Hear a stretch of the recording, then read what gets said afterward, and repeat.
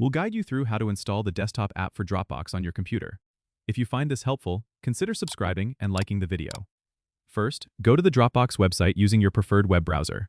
Once you're there, navigate and click on the Install button in the middle of your screen.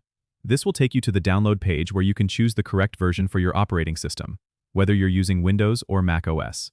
Click on the download button for your specific system, and the installer file will start downloading to your computer. Once the download is complete, go to your Downloads folder and double-click the installer file to open it.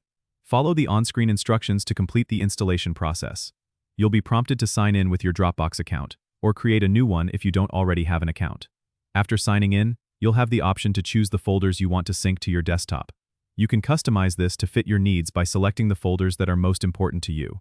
Once you've made your selections, click Next to proceed with the setup.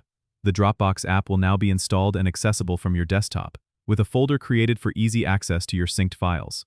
You'll also notice a Dropbox icon in your system tray or menu bar, which you can click to open the app or manage your settings. And there you have it. Dropbox is now installed and ready to use on your desktop. Don't forget to subscribe and comment if this helped you out.